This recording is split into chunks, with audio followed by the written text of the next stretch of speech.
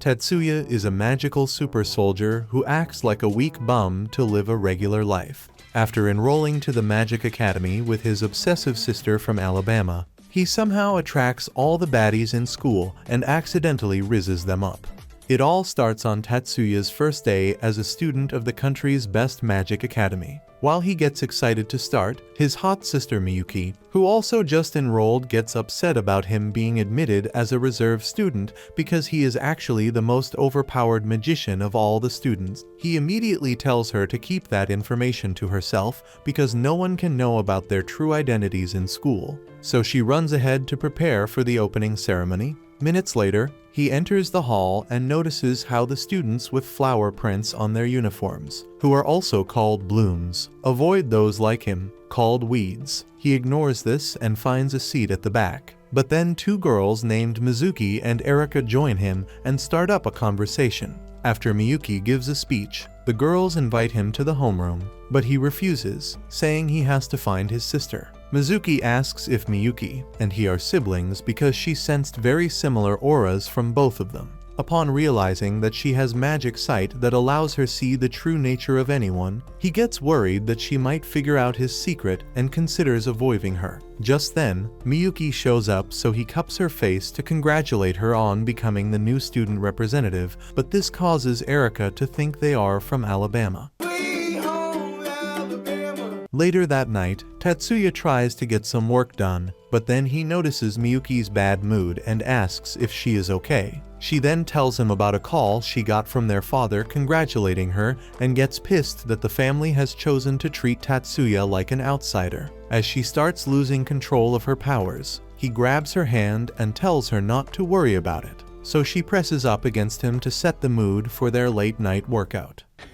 Yeah, boy. The next day, Tetsuya tries to work on his combat skills in a dojo, but his creepy master, Yakumo, tries to grab Miyuki's melons, so Tetsuya attacks him, only to get whooped in front of everyone. After Miyuki uses her magic to fix his clothes, they head to school where another classmate named Leo gets intrigued by Tetsuya's speed with the keyboard and decides to join them for lunch. However, when Miyuki also tries to join them, a Bloom student named Shun and his group of slow-brained stagehands tell Miyuki to sit with them instead. He explains that it's simply wrong for a Bloom to sit with peasants. Leo gets pissed and challenges Shun, so they meet up again after school closes to duel. At first, Miyuki gets stomach butterflies at the thought of Tetsuya fighting to spend time with her. But when Shun and his friends start activating deadly skills, she gets worried. However, the moment they charge in, the student council president, Mayumi, freezes their powers, and a member of the disciplinary committee named Mary immediately asks for sign statements because using magic skills against each other is strictly forbidden.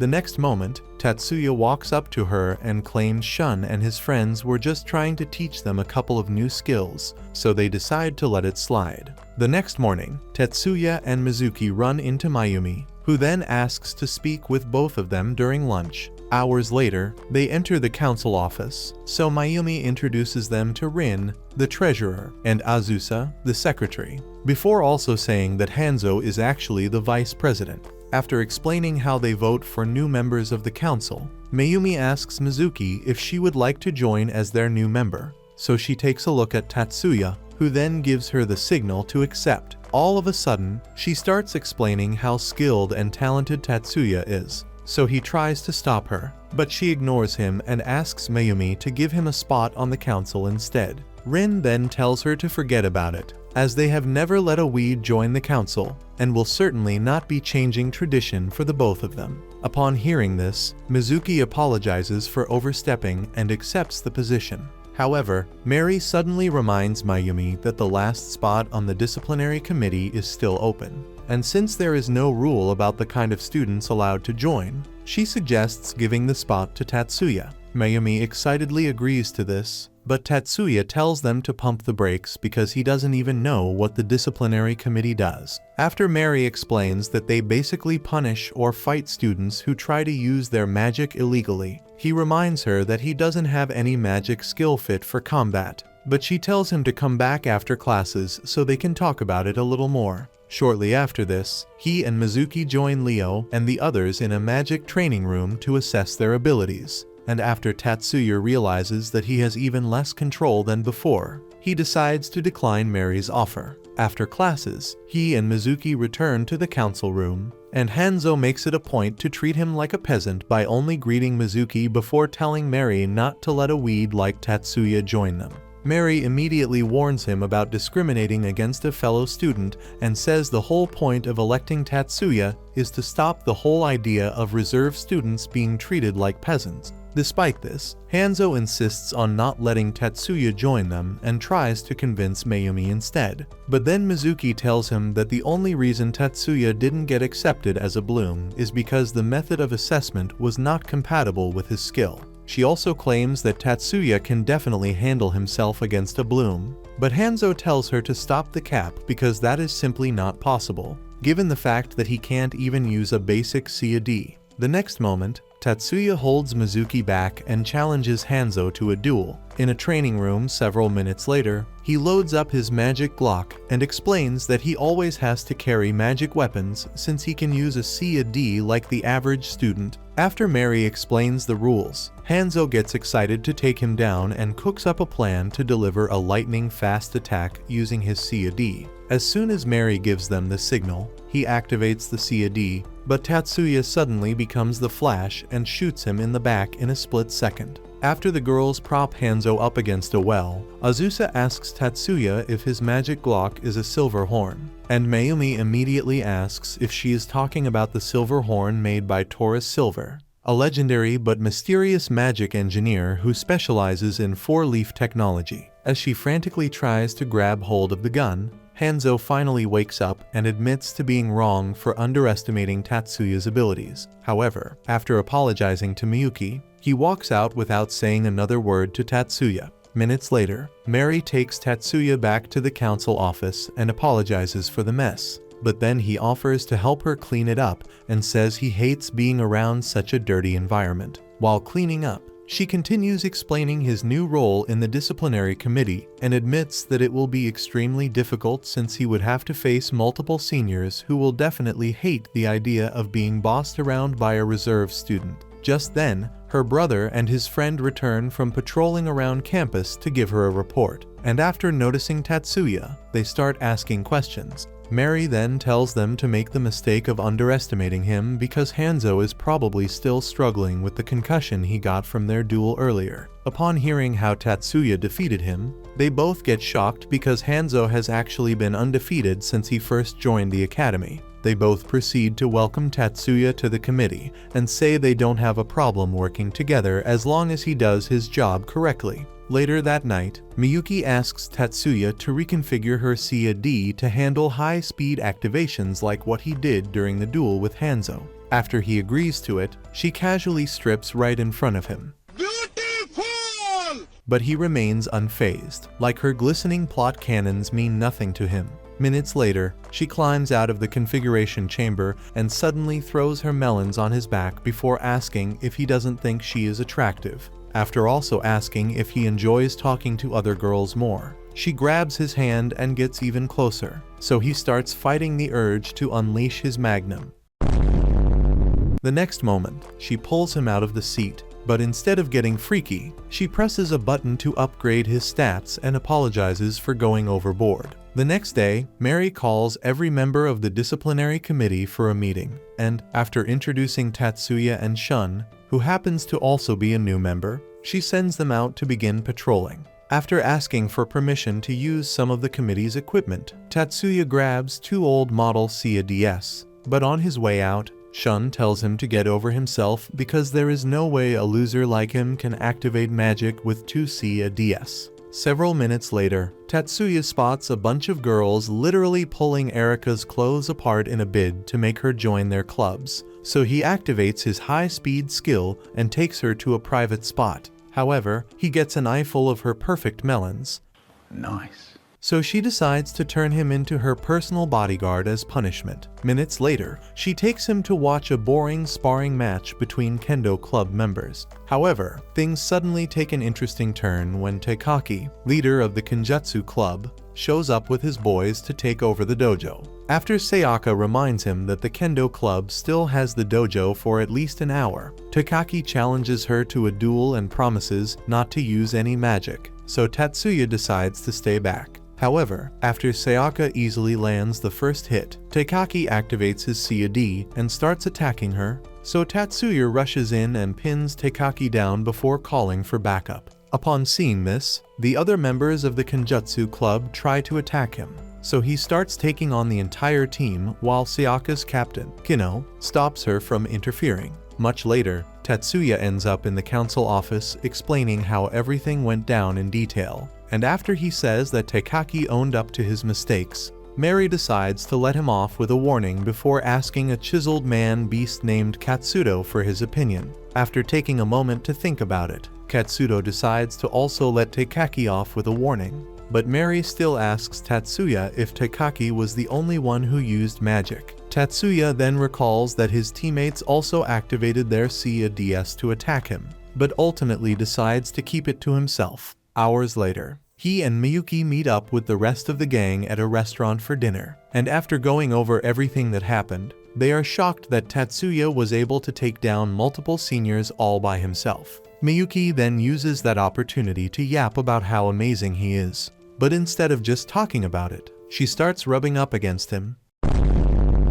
So Leo and the girls ask if they are actually siblings, so they can have them reported. After Miyuki decides to save the PDA for later, Leo asks Tatsuya how he actually stopped Takaki and the rest of his teammates from activating their CADs, because the only existing technology capable of such is only accessible to high-ranking military personnel. Tatsuya then explains that he developed a very similar technology, but tells them to keep it a secret because such information could crumble the state of their country if it fell into the wrong hands. The next day, Tatsuya resumes patrolling and gets called to stop a fight in the gymnasium. But on his way there, he notices a mysterious person trying to attack him and blocks their CAD activation right at the last second. After they escape, he notices something off about their uniform, but decides to keep it to himself. Much later, he meets up with Miyuki to talk, but Sayaka suddenly shows up and thanks him for the other day before asking if he has time to hang out. He then asks for a couple of minutes, so she tells him to meet her in the cafe and heads out.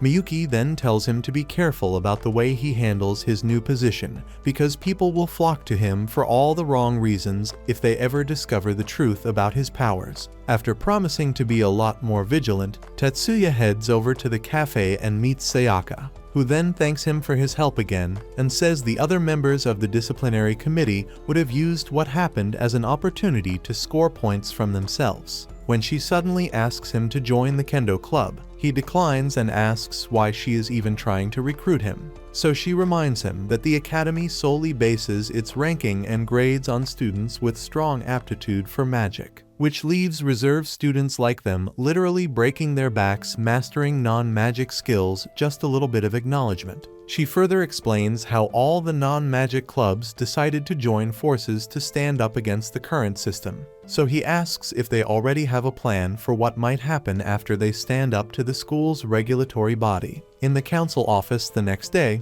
Mary starts teasing him about the chat with Sayaka because rumors have apparently been spread about him, making her blush. Upon hearing this, Miyuki loses it and almost turns the entire office into an iceberg. But Tatsuya manages to calm her down before explaining the conversation they had. After listening, Mayumi admits that it's possible for some committee members to be abusing their powers, but says the main reason why students strongly believe it is because someone is manipulating them in secret. Just then, Tatsuya tells her that the manipulator might be working for Hange, an anti-magic organization committed to ending the use of magic in society. This surprises Mayumi since information on Hange is highly classified, so Tatsuya decides to leave it up to speculation. Much later, he enters the infirmary to meet Nurse Bubble Jugs, who then says she just wants to ask him a couple of questions for a student survey project. After minutes of talking, he gets up to leave, but she suddenly asks if Sayaka actually asked him out on a date. He then tells her to stop listening to rumors, but she further offers to help if he ever faces any issues with Sayaka. Later that night, he pulls up a file on Blanche to show Miyuki and tells her about the suspicious student because he had a wristband similar to members of Eaglite, a sub-organization working closely with Hange to infiltrate the academy. After further explaining that Blanche aims to completely stop the use of magic and essentially destabilize the nation's economy, he tells her not to worry too much about it because the 10 master clans will definitely make an effort to stop them. However, he also warns her that it might cause them both to get dragged back into the Yotsuba family. At the cafe days later, Tatsuya meets up with Sayaka to discuss her plan to take a stand against the discrimination of reserve students. And after she explains how unfair the school is, he reminds her that the school actually forbids any kind of discrimination among students. When she asks if he likes the current state of the academy, he admits that a lot of it is wrong, but further explains that it's mostly their fellow students who go against school rules to disrespect each other. After saying that he doesn't share her hatred for the school system, he returns to class only to hear that a bunch of discrimination activists have just taken over the broadcasting system. He immediately rushes over and finds the rest of the student council, who then explain that they locked themselves inside after cutting off the power supply and demanding fair treatment for every student regardless of their magic aptitude. After they all take turns discussing what to do, Tatsuya decides to ask Katsudo since he is the chairman of all clubs and extracurricular activities. Katsudo then decides to negotiate since they haven't committed a crime that deserves a violent response. Upon hearing this, Tatsuya calls Sayaka and guarantees her freedom if they open the door and agree to a negotiation. However, after she agrees and opens the door, they immediately arrest her, so she tries to attack Tatsuya. But Katsudo tells her not to worry because they are still going to have the negotiation. The next moment, Mayumi decides to set them free and asks Sayaka to follow her out so they can discuss the details of the negotiation.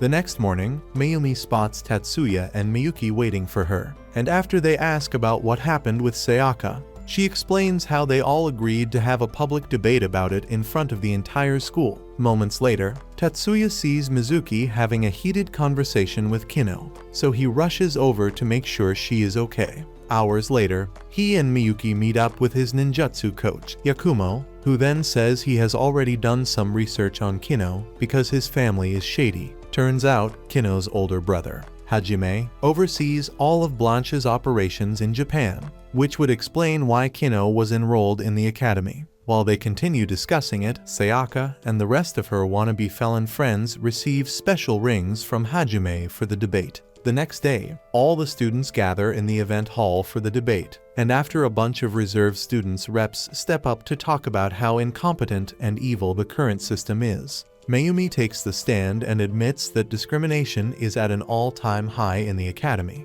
However, she goes on to carefully explain her plan to bring a stop to it and ends up winning everyone's hearts. All of a sudden, explosions start going off right outside the hall, so Tatsuya and the others start detaining members of Sayaka's coalition. However, multiple groups of masked crooks suddenly open fire on several parts of the academy, so Tatsuya and Miyuki decide to go investigate the site of the last explosion.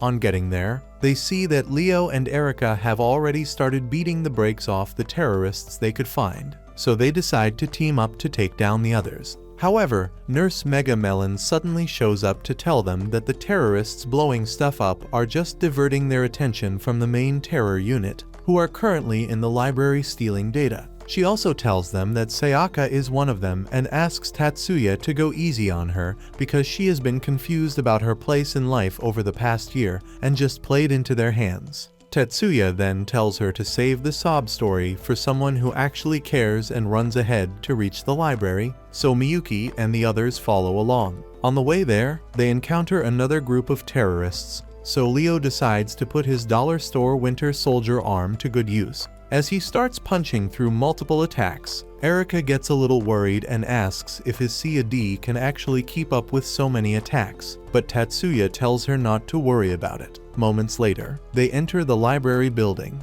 and after Tatsuya deduces where all the terrorists are hiding, Erika runs ahead to clear a path. Meanwhile, Sayaka, who is currently helping her unit steal data, starts second-guessing her decision to join the dark side. Right then, Miyuki uses her powers to blast open the door, and Tatsuya quickly destroys the storage cube they used to store all the stolen data. One of them immediately tries to shoot, but Miyuki turns him into a popsicle. So Tatsuya walks over to Sayaka and tells her that they were only using her because she had not developed enough brain matter to think for herself. Upon hearing this, Sayaka gets pissed and tells him to stop acting like he is above the discrimination weed students face in the academy. She further states that he should even have it worse because his younger sister is a prodigy recognized by every student in the academy, while he gets treated like sewage just for breathing the same air as them. Just then, Miyuki explains that she has never looked down on Tatsuya because of his lack of magic skill, because he is a lot more than a low-level magician.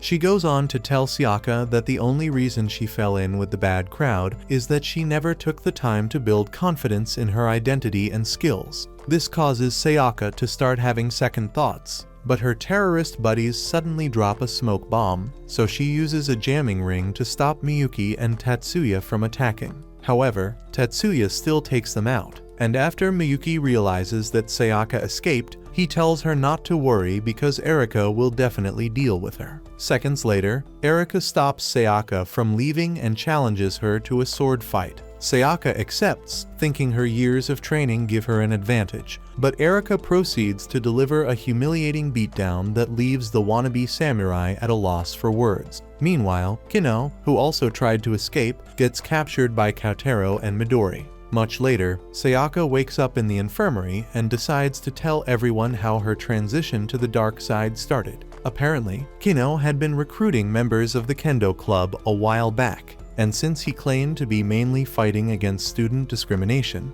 she decided to support him. However, what reinforced her dedication to fighting the current school system was the day Mary refused to spar with her just because she was a reserve student. Upon hearing this, Mary claims she never judged Sayaka based on her status or magical abilities. She was actually just scared to go against the one girl who had dedicated her entire life to becoming a kendo master. This causes Sayaka to start bawling her eyes out as she realizes that all the hatred she felt was simply a misunderstanding. After Tatsuya lets her use his shirt as a napkin, he decides to go find the other Hange members who escaped, so Leo and the girls offer to follow him. But Miyuki asks if he has any idea how they can actually find them. Tatsuya then opens the door to reveal Nurse Mega Melons, who has been eavesdropping this entire time, after she explains where they can find the abandoned factory Hange uses as a hideout. Takaki asks Katsudo for permission to join them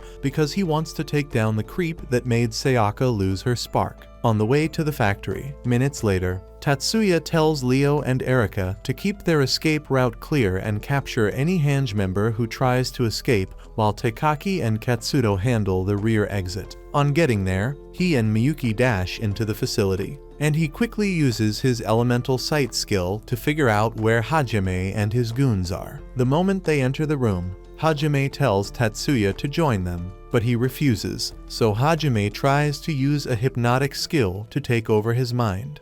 Unfortunately, Tatsuya's brain cells are not as worthless as Sayaka's, so he resists, and Hajime decides to make a run for it since his only useful skill has now been rendered useless. After Tatsuya uses his silver horn to destroy the weapons his goons were using, Miyuki tells him to go stop Hajime and immediately starts turning the goons into human popsicles. Moments later, Tatsuya catches up to Hajime and tries to capture him again, but he gets surrounded by another unit of goons, all equipped with jamming devices to stop his CAD. However, Tatsuya easily recognizes the devices and names Hajime's sponsor, causing him to nearly piss himself in fear. After Tatsuya easily takes down his goons, Takaki slices the door open and asks who the low testosterone wimp is. As soon as Tatsuya mentions Hajime's name, Takaki charges in and chops his arm off for deceiving Sayaka. Thankfully, Katsudo steps up and uses a healing skill to stop the bleeding before the cops show up to arrest Hajime and his useless goons. The next day, Tatsuya pays a visit to Sayaka in the hospital, and she explains that they decided to keep her for a couple more days to make sure Hajime didn't tamper with any more of her memories with his hypnotic skill. After saying that Kino was also admitted, Tatsuya explains how the school decided not to take strict measures against the students involved, as it would question their credibility as the top magic academy in the nation. Days later, he returns with Miyuki and Erika to congratulate her on getting discharged, only to learn that Taikaki has been spending the last few days rizzing her up. They eventually decide to interrupt and congratulate Sayaka on getting her brain fixed. But then her dad pulls Tatsuya aside to thank him for saving her. When he refuses to take the credit, her dad tells Tatsuya that he already expected that response because the major, who happens to be an old friend, already told him what kind of person Tatsuya is. Tatsuya gets shocked and a little scared to hear this, but Sayaka's dad tells him not to worry and promises not to tell a soul who he really is. Shortly after this, they all head out and leave the lovebirds to spend more time together. Meanwhile, in the nation's third magic academy, a student named Masaki has just finished his daily training, so he heads to the bath while a friend named Shinkuru searches for him. In the bathroom, minutes later, Shinkuru explains what happened at the academy, but Masaki remains unfazed and says there is no way anyone got hurt because the first academy students are basically assassins in uniforms. However, Shinkuru insists that none of them would be a match for Masaki, who is popularly known as the Crimson Prince. A couple of nights later, Miyuki starts a late training session with Master Yakumo, but then Tatsuya suddenly notices a presence lurking in the shadows. As he prepares to attack, Nurse Mega Melons comes out of hiding and apologizes for sneaking up on them. After Yakumo reveals that she was actually his student, Ono asks Miyuki if she will be taking part in the 9 schools tournament between the academy and the top-ranked magic schools across the country. Miyuki then says yes and further explains that she is participating in 2 of them, causing Ono to get impressed. However, Tatsuya remains obsessed with figuring out why Ono suddenly decided to show up in the first place, so Yakumo explains that she is an undercover cop and begs them to keep her secret. After agreeing to it, Tatsuya says that she has to share any information she gets about terror groups like Hange, so she also agrees. At school the next day, Tatsuya's class competes against another class in a game of magic soccer, and after they win, a guy named Mickey walks over to speak with them. When he starts talking about Erika and asks how they put up with her, they get the sense that he has some kind of relationship with her and try to ask about it, but then Erika shows up and claims that they are actually long-time friends. The next moment, they notice her shorts and ask why she is dressed like she works at Hooters. She then tries to defend her fashion choices, but Leo insists that she looks like a failed OnlyFans model, so she takes her anger out on his nutsack. During lunch, a couple of hours later, Mayumi tells them that the athletes representing the academy in the tournament have been selected, but also notes that they have a shortage of engineers smart enough to work on the CADS. Azusa then suggests adding Tatsuya to the team, but he immediately refuses, stating that the Bloom students on the team will definitely hate the idea of working with him. However, when Miyuki says that she won't join the team unless he is there, he agrees to it. Much later, Mayumi summons everyone on the team for a meeting, and as expected, most of them tell her to send Tatsuya away, even after she assures them that he is the best at analyzing CADS. To fix this, Katsudo offers to let Tatsuya run a little test with his CAD, but Mayumi decides to do it instead since she is the one who added him to the team. Eventually, they agree to let him work on Taikaki's CAD, but then haters start mocking Tatsuya because he decides to use a keyboard instead of a magic skill. Moments later, Taikaki tests out the CAD to prove how good Tatsuya is, and while they all still decide to hate on him, one guy named Kei acknowledges Tatsuya's skill. Eventually, though, after Hanzo also admits that Tatsuya is a genius, most of them agree to work with him. Later that night, Mayor Kazama calls Tatsuya, who as it turns out, is actually a top-ranked military officer. After telling him that a device called the Third Eye has been completed, Kazama asks him to come down to the base to work on it. He then warns Tatsuya about the upcoming tournament because he and Sayaka's dad did a little digging and discovered that an international crime syndicate called the No Heads Dragon has people targeting the tournament. Early the next day, Tatsuya and Miyuki visit the FLT Development Center and receive a royal welcome from everyone before the chief of the facility tells Tatsuya not to act so formally since he was once their boss, the renowned and world-famous Taurus Silver. Tatsuya then shows him a prototype for a flying device he just developed, so the chief orders some of the lab workers to run a test on it. After, Tatsuya thanks them for helping with the tests, but on the way out, he and Miyuki run into their father and Disney adaptation of Alfred, whom they usually call Mr. Aoki. Aoki then greets Miyuki, but completely ignores Tatsuya, and when she asks why, he explains how insulting it would be to greet a glorified bodyguard like Tatsuya. Upon hearing this, Miyuki loses it and tries to turn the old geezer into a block of ice. But Tatsuya stops her from channeling her inner Sub-Zero and reminds Aoki that his mum was the former head of the Yotsuba clan, which means he is indirectly insulting her. Just then, their father, who had been mute this entire time, tells Tatsuya not to bring up his mother like that. But Tatsuya causally leads Miyuki out and says that he isn't the one who disrespected her in the first place. At school, a couple of hours later, Tatsuya and the rest of the athletes get presented to the student body before Miyuki pins their badges. Afterwards, Tatsuya meets up with the female first-year athletes to discuss their training regimen and his role in the team. Several days before the tournament, Mizuki decides to watch Tatsuya's training session with the athletes,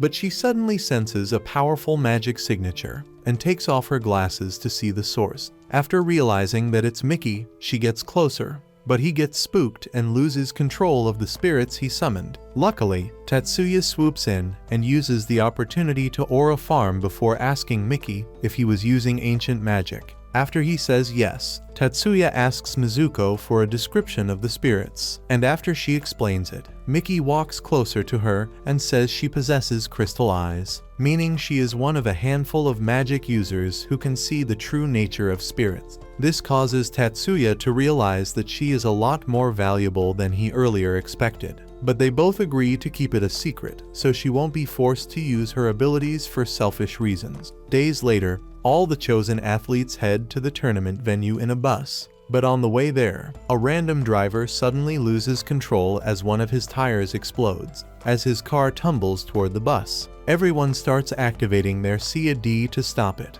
Mary and Mayumi immediately tell them to stop because activating their C&DS at the same time will only cause a jamming effect on everyone. Mary then asks Katsudo to slow the car down, while Miyuki decides to put out the fire. The moment she puts the flames out, Katsudo creates a barrier to stop the car from hitting the bus. Minutes later, the police arrive to inspect the scene and permit them to head to their hotel. As they get off the bus, Hanzo tells Takaki that he feels bad about being completely useless. Takaki then tells him that not every situation requires action, but Hanzo insists that he could have done something to help instead of sitting back like a nutless wimp, letting Miyuki handle everything. Upon hearing this, Takaki tells him not to beat himself up because the Shiba siblings are not your average students. Meanwhile, Tatsuya and Miyuki, who have no idea that they have become the main topic again, discuss what actually happened with the accident. Tatsuya tells her that the driver had actually used 3 high-level spells designed to conceal the presence of Sion after it had been cast, because the collision was rigged to look like an accident. This causes Miyuki to feel concerned for his safety since she can also channel her inner Elsa and remain safe.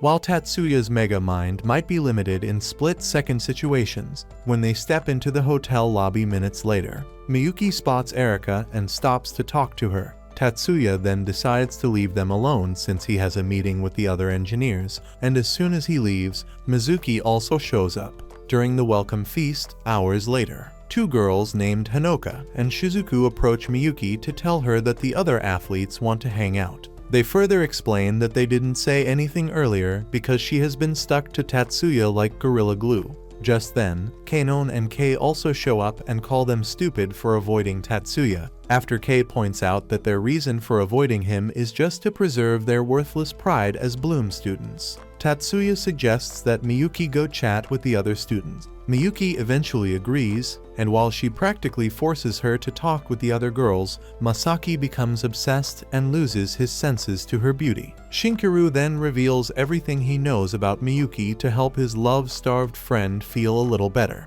Much later, a speaker calls their attention to the stage and introduces the chairman of the Magic Association. But a simple-looking lady takes the stage, which surprises Tatsuya since he can sense the chairman who is concealing his presence behind the lady. After finally revealing himself, he gives Tatsuya a nod before telling them that only 5 people sensed his presence before he revealed himself. He then proceeds to give a speech about how beneficial it would be if they all did the extra work to improve their skills. Later that night, Mickey tries to practice his summoning magic, but suddenly notices some suspicious people lurking about. After taking a moment to gather his nuts, he rushes towards them and tosses 3 low-budget Bakugan cards at them. They notice this and try to send him up to heaven, but their weapons suddenly break apart. The next moment, Mickey's cards hit them with some powerful currents, but after they pass out, he tries to figure out who disarmed them. Suddenly, Tatsuya walks out feeling like the big bad wolf from Disney Jr.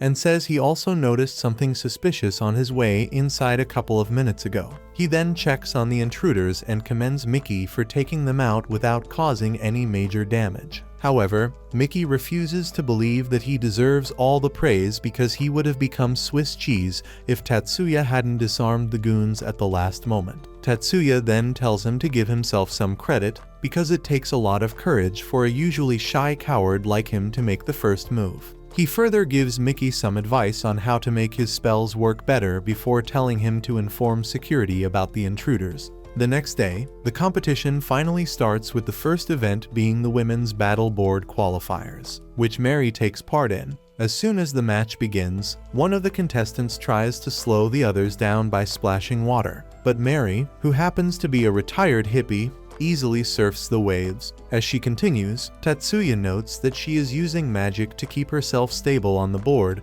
while also activating up to 4 spells at once. While he explains her strategy to the others, she crosses the finish line, securing the first win for the academy. After, Tatsuya meets up with Kazama and a bunch of high-ranking officers to discuss the intruders he and Mickey stopped the previous night. Kazama confirms that the men are part of the No Heads Dragon Syndicate he called about the other night, and says they have yet to uncover their reasons for being in the area. However, they advise him to continue being careful, as they suspect the syndicate is still targeting the tournament. Hours later, Tatsuya joins everyone else at the arena to watch Mayumi participate in a speed shooting event, and as expected, she easily defeats her opponents to secure the Academy's second win. After another day of taking multiple wins in the female contests, Tatsuya, Kanan, Kei, and Shizuku head to the engineering tent, where Suzune informs them that their chances of emerging overall best are very slim because they mostly lose the male events. Hours later, Tatsuya heads back to his room with a package from the FLT chief, but then Miyuki and the rest of the gang show up to spend time with him.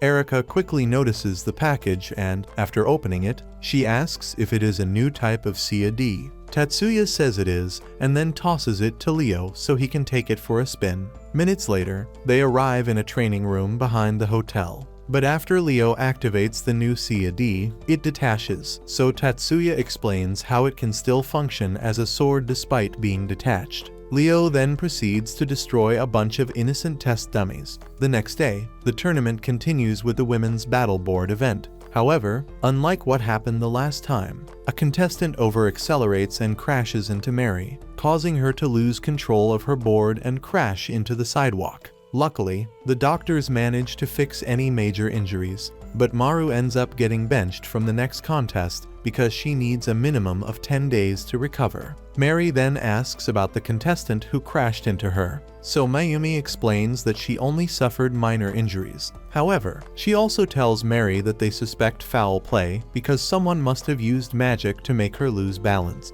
This causes Mary to recall that the water seemed to suddenly change direction just before she fell off the board. Mayumi then tells her not to bother looking into it because Tatsuya already got his hands on some of the footage. Much later, Tatsuya finishes reviewing the video in his hotel room and tells everyone that the whole thing was a plan to make sure Mary got knocked off her board. He then pulls up a simulation of the course and shows them where the accident occurred before explaining that all the contestants know they are to slow down when they approach that curve. But for some reason, the girl decides to hit the gas, which likely means that her CAD was hacked to make it speed up instead of decelerating. When they all ask who could have done such a thing, Tatsuya responds that it had to be one of the staff. But Miyuki refuses to believe it because each school has its CADs carefully locked away at all times. Tatsuya still insists that it had to be a staff member because, at some point during the tournament, all CADs are handed over to the tournament staff for safekeeping. Later that night, they both get called for a meeting where Miyuki gets told to replace Mary in the Mirage Bat contest. Miyuki initially refuses, saying she isn't fit to take Mary's place. But Mary assures her that she is skilled enough to make it work. During the rookie speed shooting match the following day, Shizuku uses the entire arena as her magic activation zone thanks to her CAD, which allows her to shoot targets with precision. Upon seeing this, Mayumi and the others freeze in shock as they didn't expect Tatsuya's engineering skills to be that good. Days later, Tatsuya meets up with Shizuku to run a quick check on his CAD again, and she promises to make sure everyone acknowledges his skill by winning again. Just a few minutes later, she turns her opponents into floor paint, so Mayumi glazes Tatsuya for using his Mega Mind to update Shizuku's CAD. However, he refuses to take any credit for basically handing them the victory. So Suzune informs them that the Magic University board already plans to adopt Shizuku's finishing move as part of their index. Despite this, Tatsuya refuses to take credit for his work and tells them not to mention his name as the developer. Meanwhile, Masaki's teammates meet up to discuss their not-so-surprising failures so far. After Masaki notes that the First Academy is only winning because of the mysterious engineer working on their CADs, they decide to figure out who he is. Later on, Hanoka begs Tatsuya to work his magic on her CAD for a battle event, but he refuses since it would be undermining Azusa's work. However, he offers to help with her strategy instead. Thanks to this, she actually manages to secure the win, and as soon as she crosses the line, she runs to Tatsuya and thanks him while bawling her eyes out because she has never actually won a match. Around the same time, leaders of the No-Head Dragon Syndicate meet up to discuss the tournament and agree that they need to find a way to make sure Masaki's school wins the tournament. To make this happen, they decide to get a little more serious about sabotaging every student from the First Academy. The next day, Shizuku takes part in the Rookie Pillar Break event and easily defeats her opponent again thanks to Tatsuya's help. Afterwards, Miyuki also enters the arena for her Pillar Break match and steals another victory for the First Academy. During a late-night feast hours later, Tatsuya gets surrounded by a group of adoring fans who continue glazing and yapping about how amazing he is despite his efforts to avoid their acknowledgement. Upon seeing all this, Shun gets furious and storms out, so his friends go after him to ask why he is upset. He then makes them promise to win the Monolith Code match without Tatsuya's help just to prove that Bloom students are better than worthless weeds like him.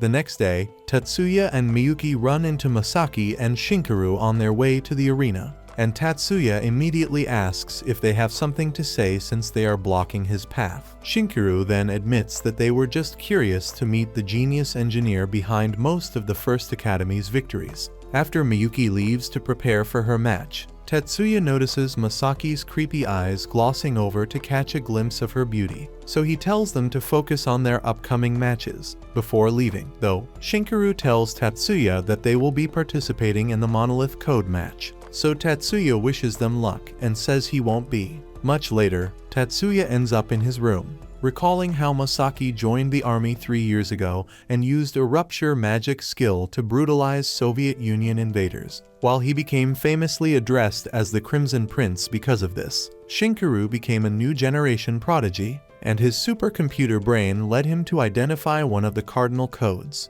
which was initially thought to only exist in theory. Upon realizing that both of them are the perfect combination, Tatsuya gets worried about Shun and his fellow hot-headed dimwits, who will be going up against them in the Monolith Code match. The following day, Tatsuya arrives in the engineering tent only to learn that Shun's team was buried after an old building fell apart during the match. After explaining how it all happened, Shizuku refuses to believe that it was just an accident, but Mayumi tells her not to make speculations as they don't have proof to back up her claims. Tatsuya then asks how the team is doing, and after telling him that they are already receiving treatment at the hospital, Mayumi takes Tatsuya aside and asks if their school's team is being targeted on purpose. After giving it some thought, Tatsuya decides to tell her all about the No-Head Dragons syndicate and the moves they are making in the tournament. But this causes Mayumi to realize that Tatsuya is involved in something dangerous, so she advises him to be careful. Meanwhile, the No-Head Dragons leaders start another meeting and get excited to announce the success of their latest plot before saying that the First Academy will have no choice but to pull out of the tournament. During the Rookie Mirage battle match the next day, Azusa overhears some of the engineers from other schools, saying that the CAD sequence the First Academy athletes use is similar to that of the legendary Taurus Silver. Her usually dormant brain cells immediately connect the dots, leaving her frozen in shock as she realizes that the Taurus Silver has been in front of her this entire time. Later on, Tatsuya gets called for a meeting by Mayumi, who then asks if he can participate in the Rookie Monolith Code match now that they don't have a team anymore. Tatsuya immediately refuses, saying that the other athletes wouldn't be happy if a reserve student represented them. However, Katsudo tells him to stop using the excuse of being a reserve student to back out of the match, when they all know he is strong enough to win. This causes Tatsuya to change his mind, but he only agrees on the condition that Leo and Miki will be his teammates. Several hours later, Tatsuya informs the boys of their new roles and assures them that they will be fine since he will be the one to fine-tune their CADS. He also gives them a crash course on how the game is played and comes up with the formation to ensure they win. The next day, the new team participates in their first match, so Tatsuya decides to show off some of his abilities. He charges towards the opposing team's monolith guns and easily immobilizes his opponent before disarming him and unlocking their monolith. However, instead of typing in the codes, he starts looking for other opponents, because there is only so much the Great Taurus Silver can handle while in an active battle. Meanwhile, Leo has just taken out the boy who tried to sneak up on him and unlock the monolith. At the same time, Miki releases some Sion waves that leave the last opponent feeling dizzy and disoriented,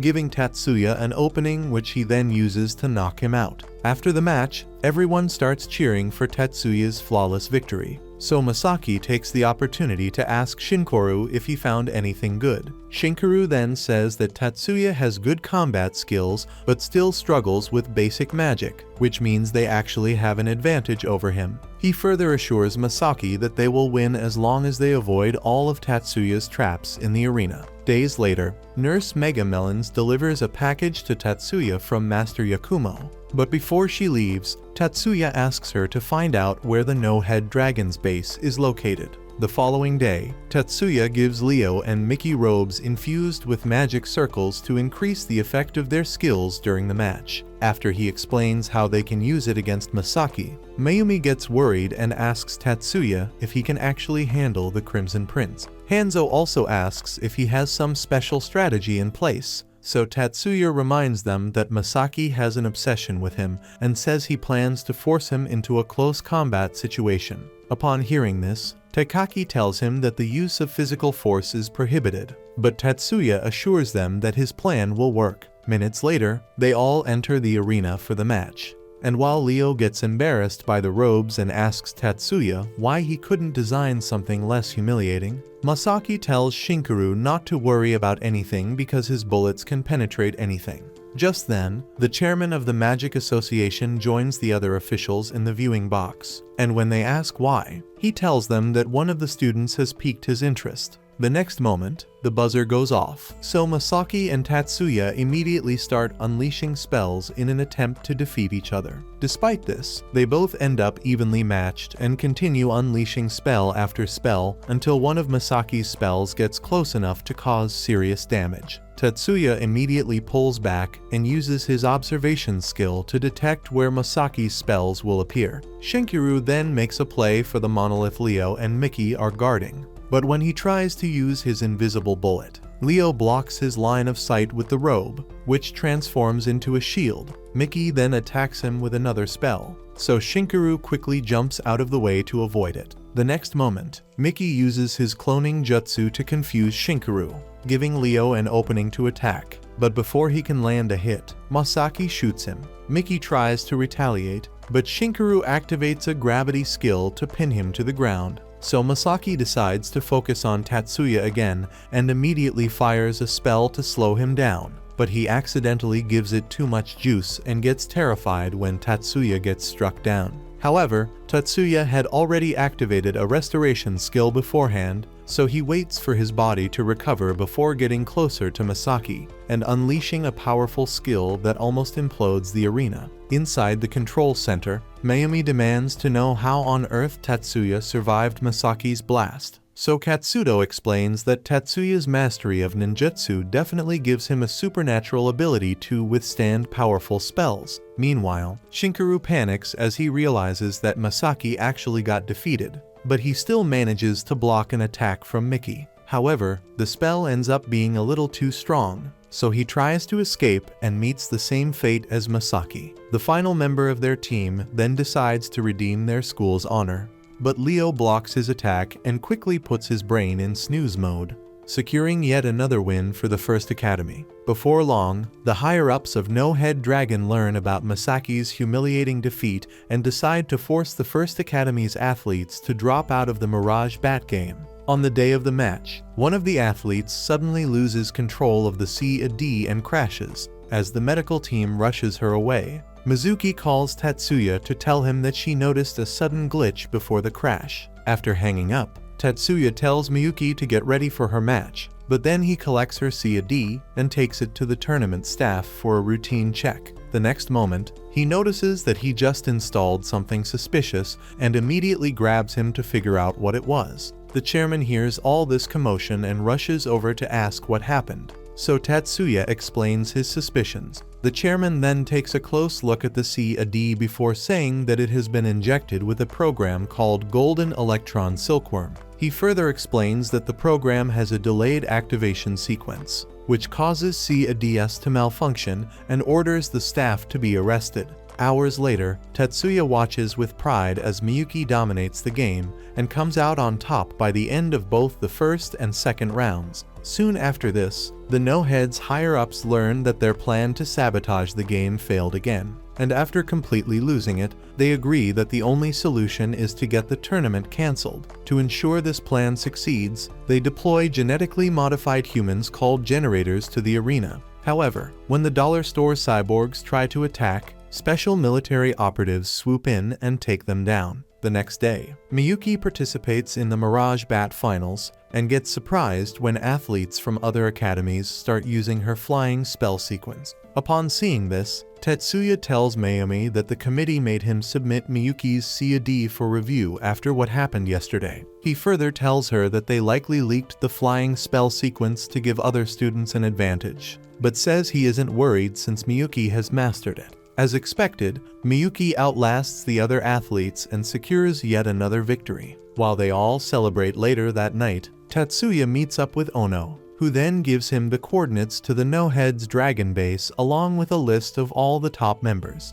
After she leaves, he enters another car with Kaioyuko and gives her directions to the hideout. Meanwhile, the chairman of the Magic Committee has just met up with Kazama to talk about Tatsuya because he feels they are wasting his talents on worthless events like the tournament. He further suggests building an alliance between Tatsuya and Masaki and says they would both become an unstoppable force crucial to the growth of the nation's magic sector. After giving it some thought, Kazama tells him that Tatsai's talents are being used in the best way possible, and also claims Masaki is a rookie compared to the legendary Taurus Silver. However, he realizes that the chairman is just worried about Tatsuya's loyalty since he is connected to the Yotsuba clan, so Kazama assures him that Tatsuya would never betray the military. By then, the leaders of the No-Heads Dragon Syndicate have just learned that Tatsuya is the reason for their consecutive failures, but since they have no idea what he looks like, they get confused about what to do next. Just then, one of their bodyguards gets shot down by Tatsuya, who is actually in a separate building far from them.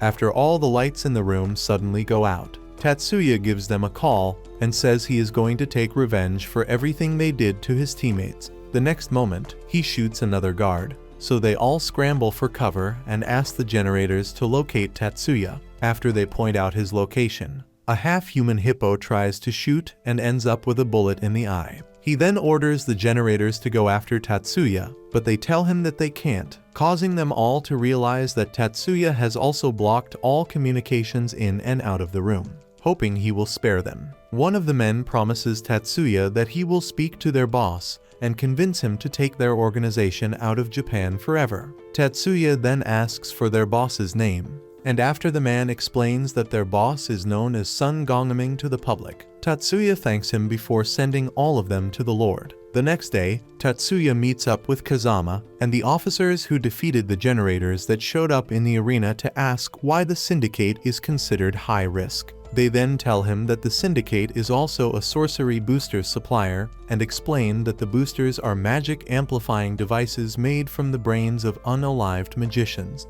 Around the same time, Katsudo meets with Mayumi in the conference room before his monolith battle match, and she tells him that the 10 master clans feel threatened by Tatsuya's power. As a representative of the clans, she claims to be okay with Tatsuya since he has proven himself to be a good guy, but she also wishes he had the blood of one of the clans, so they wouldn't try to attack him. Katsudo then tells her not to worry and promises to protect Tatsuya if it ever comes down to it. After their conversation, he proceeds to dominate his match and reinstates the First Academy as the overall best magic institution in the country. After the award ceremony, the athletes attend the final feast, and as they all celebrate, Tatsuya spots Masaki speaking with Miyuki and immediately walks up to interrupt. This causes Masaki to ask if they are related, and after Tatsuya says yes, he starts feeling a little better because he initially thought they were a couple. After laughing at him, Tatsuya tells Miyuki to dance with him,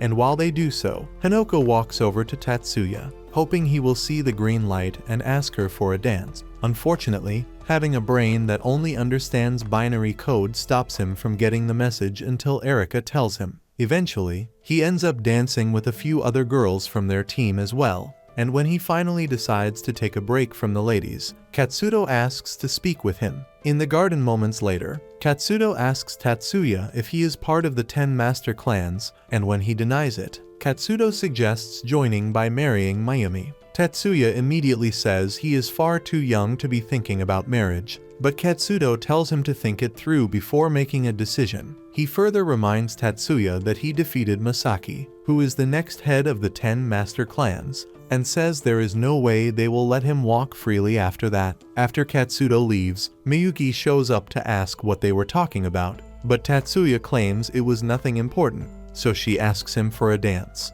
A couple of nights later, officers Chiba and Inagaki rush to the pier to intercept a ship transporting wanted criminals, but after using their Sia DS to fight the armed goons stationed at the docks, they blast their way into the ship, only to see that their targets have already escaped. Shortly after this, two men named Lu and Chen make it inside a secret facility, and thank a fembot named Gongjin for his help before walking inside. At the academy the following day, Miyuki finds Tatsuya in the study fully immersed in some research, so she asks if it's something important. He then reminds her how long it took just to master the flying sequence he installed during the match, and says he has been looking for a way to store sequences, so they won't have to worry about activating multiple complicated spells during intense battles. After explaining how the Philosopher's Stone could easily solve it, Tatsuya asks Miyuki why she even came to find him in the first place, so she tells him that Suzune wants to have a meeting with him.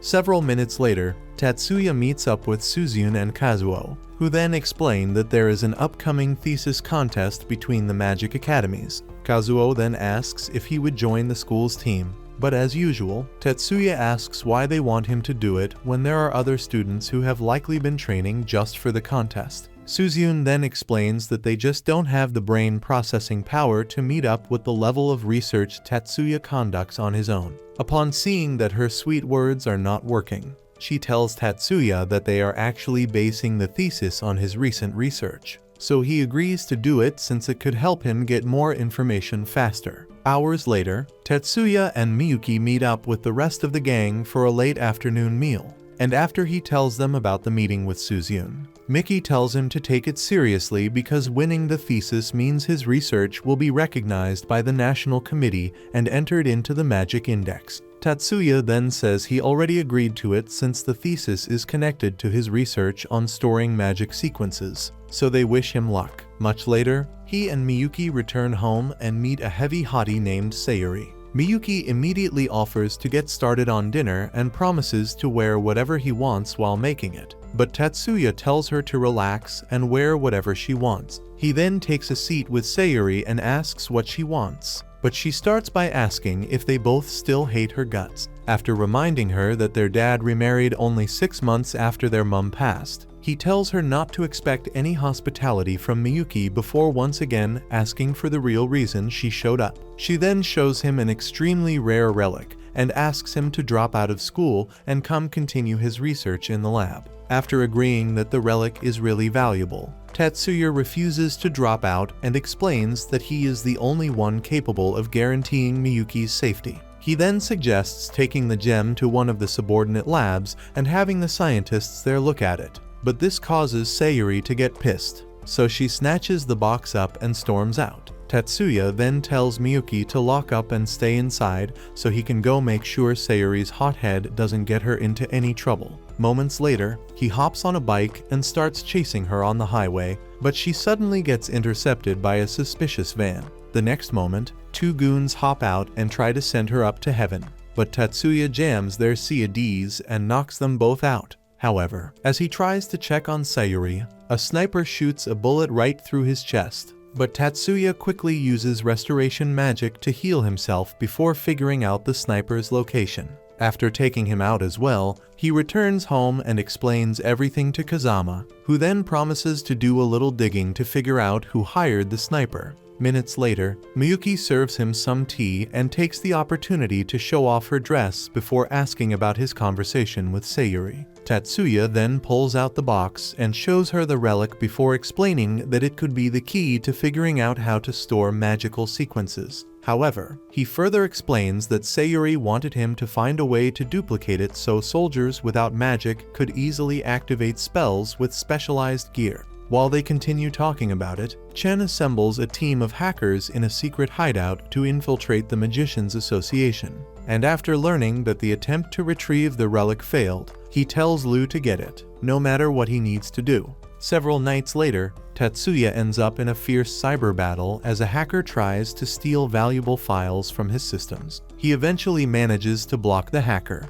but at school the next day, he rushes over to Ono's office to ask for help tracking them down. After she explains that such a task is too much for even her, he asks if she knows anything about the organization that has been trading classified magic documents recently, but she refuses to go into detail, so he heads over to the council office to talk with Kei. Much later, Tetsuya walks out of a store and suddenly notices that someone has been stalking, so he tells Kanon and Kei, as Kanon immediately starts chasing the students. She drops a stun grenade to escape, but then Kanon deploys her CAD. Just then, Tetsuya jams it to give Kei an opening to hold the girl's bike in place with his gravity skill, but she fires up the rocket engines and manages to escape. After she eventually gets picked up in a dark van, Chen asks his hackers for details on their progress with the relic, so they tell him about Tetsuya and Miyuki, since they are the only ones related to Sayuri who could have seen the relic. He then decides to add the academy to their list of targets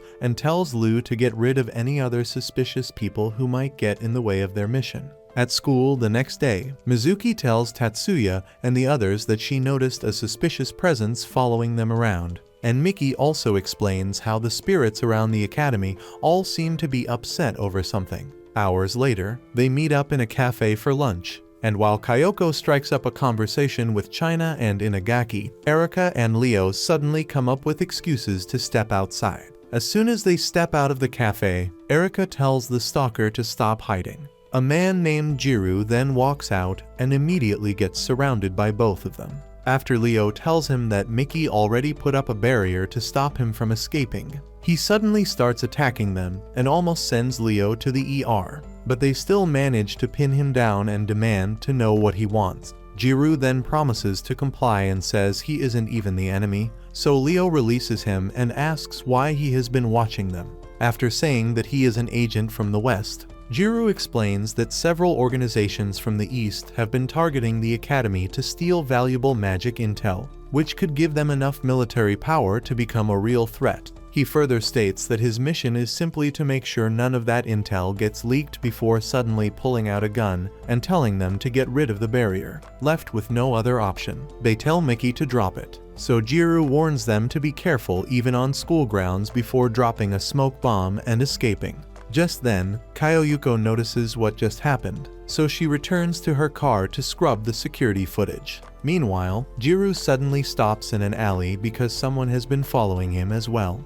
The next moment, Lu walks up and casually snaps his arm before ripping through his chest and setting his body on fire. Days later, Tatsuya manages to get a plasma device up and running with help from Suzune. But while everyone watches in awe, Sayaka spots Chiaki and immediately chases after her. Minutes later, Chiaki stops running and decides to face him. So Sayaka asks about the password-breaking device in her hand before saying that she already knows what it feels like to work for a spy organization. She then tells Chiaki to stop working for them for her own safety. But Chiaki says she has already accepted the risks. Sayaka then decides to capture her, but she fires off a canister of tear gas to hold them back. The next moment, Leo charges in and slams her into the ground before realizing that he used a little too much energy. A couple of minutes after this, they take her to the infirmary, and after Kanon asks Nurse Bubble Melons, Asuka, to watch over her, they head back to the plasma orb. Just then, Kanon sees Sekimoto yelling at Erika and Leo, so she asks Tatsuya, who then explains that Sekimoto apparently has a problem with them hanging around instead of patrolling. After she convinces Erika and Leo to take a break, Sekimoto suddenly tries to get a hold of the orb's data, but Suzune turns it off and asks why he is suddenly so interested in it. Meanwhile, Kanon and Kei have just returned to the infirmary, and after helping Asuka carry Chiaki back to the bed, they ask what she was doing at the orb. Chiaki then admits that she wanted to overwrite the program to make Tatsuya pay for what he did to her sister. Upon hearing this, they realize that she is talking about Koharu and explain that they are all responsible. But Chiaki insists that Tatsuya could have done something with his abilities. As they continue talking to her, Erika, who is currently in a car with Leo, tells him that they have to work on perfecting his trump card because there is obviously a much more dangerous scheme behind Chiaki's actions. During lunch the next day, the girls notice that they both skipped school and start spinning rumors about all the freaky things they could be up to. But Tatsuya tells them that Leo is most likely receiving the beating of his life. Around the same time, Leo tries to walk into the bath at Erika's dojo and ends up seeing more plot than his virgin eyes can handle. So she attacks him before they both spend the rest of the day perfecting his trump card. Meanwhile, Kotatsu starts training Mickey and a bunch of other students to handle security during the thesis competition. Days later, Tatsuya and Miyuki pay a visit to Master Yakumo to discuss the relic, and after he tells them to keep it safe at all times, Tatsuya decides to take it FLT. However, on the way there, a couple of hours later, he notices that a familiar has been trailing them and decides to speed up since using his powers in the open might attract unwanted attention. Once at FLT Lab, they see everyone obsessively working to stop a bunch of hackers from getting into the system. After they manage to put up an impenetrable firewall, Tatsuya neutralizes the familiar, so Chen decides to stop targeting FLT because there is no way Tatsuya would leave the relic there. He then tells Lu to go deal with Chiaki before Gongjin reaches the hospital, so they won't have to worry about valuable intel being leaked out. Much later, Tatsuya returns to school with Miyuki and decides to go do some work in the robotics lab. So Miyuki heads inside to wait for him. On getting inside, he meets Pixie, a generator tasked with securing the lab, and after getting verification, he enters the operations chamber to start working. However, he suddenly gets a whiff of sleeping gas and immediately tells Pixie to turn on the ventilation system. Several minutes later, Sekimoto enters the lab and tries to steal all the data. But Kenon turns the lights on and explains that Tetsuya was only pretending to catch him. Sekimoto then tries to fight his way out, but they easily knock him out. Early the next day, Mary arrives at the hospital where they admitted Chiaki with her crush Chiba. And as she tries to explain what happened to him, Gongjin spots Lu heading to Chiaki's room and slams the alarm. Chiba immediately rushes to stop him and manages to hold him back despite getting severely injured. Thankfully, Mary shows up on time to support him, so Lu jumps off the edge and slides down the chandelier before running off. Later that night, Chen tells him to focus on taking Sekimoto out instead, since he is more likely to spill the beans about their operation. However, when he shows up at the hospital the next day, he runs into Mary, Tatsuya, and Meru. He then charges in, thinking he can take them all at once. But Tatsuya quickly fixes his delusion by imploding his insides before Mary dislocates both his shoulders. Later that night, Tatsuya gives Kyoyuko a call to explain the current situation, and after they talk about it, he decides to take a nap on the sofa. However, Miyuki suddenly gets the bright idea to steal a kiss from him, but he wakes up at the last moment, so she runs off to hide in her room. Tatsuya then walks in a couple of minutes later and apologizes for making her worry about him, instead of threatening to call the cops. A couple of nights later, Chen meets up with Gongjin to thank him for everything he has assisted the organization with so far. After Gongjin tells him not to worry about it, Chen asks for help getting Lu out of custody, and Gongjin easily agrees to it. However, he then tells Chen to keep his operation out of Chinatown. So Chen takes a moment to think and says he can't make a full promise because the Kanto branch of the Magic Association, as well as the convention center to be used for the thesis competition, are both close to Chinatown. At the academy the following day, Tatsuya and the rest of the gang discuss transportation and protection since the thesis competition is scheduled to start tomorrow. Around the same time, Suzune shows up at the hospital with Hanzo to see Chiaki, who is still pissed over the fact that she couldn't stick it to Tatsuya. Suzune then tells her to stop expecting some sort of acknowledgement or apology from Tatsuya because he is way too proud to give a nobody like her some attention. She further reminds Chiaki that he was the overall best student in the entrance exams before also revealing that Chiaki came in second place. This surprises Chiaki, but the real shock sets in when Suzune tells her that she can actually surpass Tatsuya with time because he has always struggled with hardware, while she mostly prefers it. After wishing her a speedy recovery and telling her to try and make it to the convention, she heads out with Hanzo and admits that she only said all those things so Chiaki could channel her hatred into something meaningful. Later that night, Kyoyuko goes on a date with Chiba, and after melting his brain with some sweet talk, she asks him to come to the convention with a small unit of officers just in case something happens. The next day, students from all the magic academies begin trooping into the convention center, and before long, Tatsuya and Miyuki run into Masaki, who immediately reverts to simp status the moment she says hi to him. While they all continue making preparations for the competition, Kyoko learns about Luz and immediately starts contacting military officials to request extra protection for the convention center.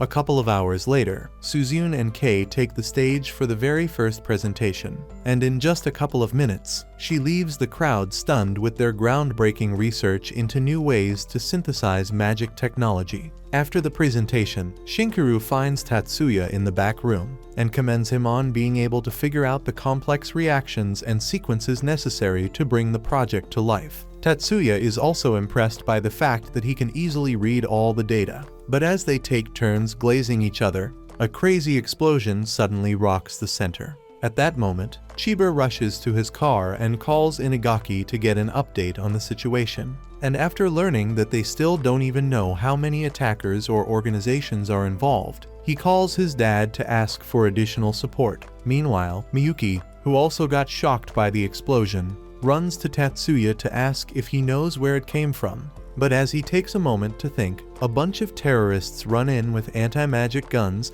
and stop them from deploying their CAD. However, after one of them notices that Tatsuya has refused to comply, he shoots, but Tatsuya casually grabs the bullet and reduces it to dust. After catching a couple more bullets, he calmly chops the man's arm off and remains unfazed while Miyuki cleans the blood off his uniform. Upon seeing this, the rest of the students find the balls again and overpower the terrorists while Tatsuya and the others discuss the next course of action. After agreeing that they have to deal with any other terrorists in the facility, Tatsuya tries to lead them out. But Shinkiro stops him and demands to know how he used such a powerful skill to catch multiple supersonic bullets. To avoid more attention, Tatsuya tells him that he doesn't have time for a meaningless debate and storms out. Moments later, Mayumi realizes that everyone else is still scared, so she tells Azusa to make them relax since she will be taking over as the new council president. Azusa then proceeds to use a powerful calming skill to reduce the tension in the room.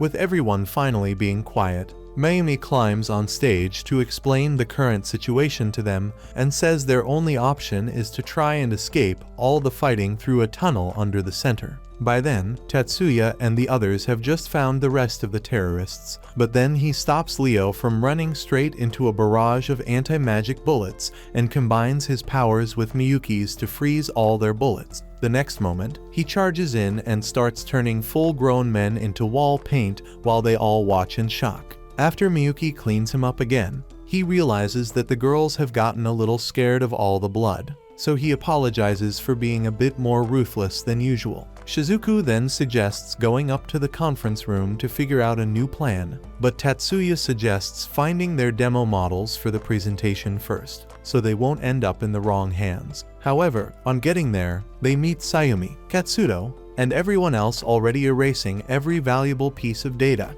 Just then, Tatsuya tells them that sending all the other students through the tunnel might have been a mistake because they might run into other terrorists and have nowhere else to go. Upon hearing this, Katsudo sends Teikaki and a bunch of other fighters to go help with the evacuation, while the rest of them head up to the conference room to figure out a plan. Minutes later, Kyoko shows up with Kazama, who then tells Tatsuya that he has to join the fight because they are dealing with national-level threats. Everyone except Miyuki gets shocked to hear this, so Tatsuya tells them to listen to whatever Kyoko says before turning to leave. Just then, Miyuki stops him and makes him take a knee before releasing his true powers and wishing him luck. Minutes later, Masaki's schoolmates take cover as the terrorists unleash an endless barrage of bullets. So he starts exploding human soldiers like water balloons while his classmates watch in shock. Around the same time, Katsudo finds Kyoko and asks for a car so he can head to the Connaught branch. But she decides to do one better and orders some of her men to leave with him. By then, Azusa and the other students have just seen the door to the bomb shelter, so she runs ahead to open it. But an enemy blast suddenly blows up the ground above them. Thankfully, Kazuo manages to hold up the debris, so they all rush into the shelter while Chiba meets up with Erika to give her a special C.A.D. for the fight ahead. Minutes later, Tatsuya arrives in the FLT lab with Kazama, and after listening to all the upgrades they made to his flying suit, he puts it on and immediately starts shooting enemy drones down. By then, Masaki has just finished taking out the enemy soldiers attacking his mates. But after they all get inside an evacuation bus, he tells Shinkaru to leave with them because he also plans to head to the Kanto branch. After several minutes of bloodshed, one of Kazama's soldiers shows Tatsuya the sorcery booster they found in an enemy tank, proving that they have been fighting against the Great Asian Alliance this entire time. He then tells Tatsuya about Mayumi and the other civilian students who are currently trapped in the shelter, so Tatsuya flies off to defend the evacuation chopper from enemy attacks. Meanwhile, Katsudo leads every magician in the Kanto region to fight soldiers from the Alliance. But after a bunch of phantom monsters start attacking them, Masaki decides to stop dropping bodies like Prime John Wick so he can find the magic user summoning them. After using a special skill that targets non-magic users, he singles out the low-budget Merlin and quickly sends him back to his creator. Meanwhile, Kanon and the rest of the gang just got done packing up another group of enemy soldiers, so they decided to head back to the convention center. However, they suddenly get ambushed, so Kei and Teikaki try to shield the girls with their bodies, but Teikaki's leg gets blown off while Kei gets shot right in the heart. The next moment, Miyuki uses her powers to take out the rest of the enemy soldiers. She then calls Tatsuya, who immediately drops in and uses his powers to restore both Takaki and Kei like nothing happened. While Tatsuya and the other soldiers from Kyoyuko's unit continue taking out enemy soldiers, Kei and Takaki struggle to believe that they just survived a one-way trip to heaven, after the other assure them that they are still very much alive. Kenon asks Miyuki about Tatsuya's special ability and says he could save an entire civilization in a matter of minutes if he wanted to. Everyone else agrees with her and wonders why Tatsuya has always kept it secret. So Miyuki starts by explaining how his ability, which is actually called regrowth, allows him to restore humans and machines to their previous state, so long as the damage happened within a day. As they all continue yapping about how easy it would be for him to cure the entire planet, she tells them that he actually has to pay a price anytime he uses his powers. Whenever he heals someone or brings them back from the other side, his mind experiences over 100 times the original pain in less than a second, meaning that every rescue is actually a gamble with insanity since the average mind is not built to handle so much stress at once. After they all realize that it would be selfish to expect Tatsuya to become their Lazarus pit, Mizuki suddenly senses a terrifying aura heading towards the Magic Association's headquarters. She immediately tells everyone, so Mickey consults his spirits and sees that Lou is about to attack the building with the highest form of his abilities. After he tells them, Mary asks Erica and Leo to help her stop him, and they gladly agree to it before suiting up and jumping off the chopper. However, in just a couple of minutes, Lou knocks them all out. But Mayumi also decides to join the fight and uses a special ice skill to freeze Lou's airways. By then, Chen, who has just made it into the main office, meets Miyuki, who then explains that his spell was too weak to stop her before turning him into an ice sculpture. Minutes later, Tatsuya and Kyoyuko's soldiers finish with the enemy troops left by the docks. But when he tries to blow up their main ship, she calls in to stop him and explains that the ship runs on a special battery that would harm the ocean. However, about an hour later, she gives Tatsuya permission to blow them up since they have finally gotten far enough to minimize any damage. As Tatsuya grabs a special long-distance blaster to blow up the ship, the enemy commander mocks them for being too sentimental and receives the last shock of his life when Tatsuya lets off the shot and sends them to the Lord in a split second. Hours later, Miyuki gets a call from Maya, who immediately starts asking why she is all alone in such a dangerous situation. Miyuki then explains that Tatsuya is occupied with military duties and reminds Maya that Tatsuya's ability is essentially a guarantee that she will always be okay. Around the same time, Tatsuya learns that the East has just mobilized an entire fleet to attack Japan, and since most of their resources were already spent during the first attack, Tatsuya decides to use a special burst skill against them. After receiving approval, he takes off with the specialized blaster and unleashes a colossal explosion that completely obliterates the entire fleet and leaves a crater right in the middle of the ocean. Days later, life slowly returns to normal in the academy, but everyone remains cautious since Tatsuya's attack finally sealed the importance of magic military in the history books. With Tatsuya's secret finally being exposed, will he still be able to enjoy his Alabama love story with Miyuki? Comment part 2 to find out. And don't forget to turn on post notifications after subscribing to make sure you never miss any of our videos.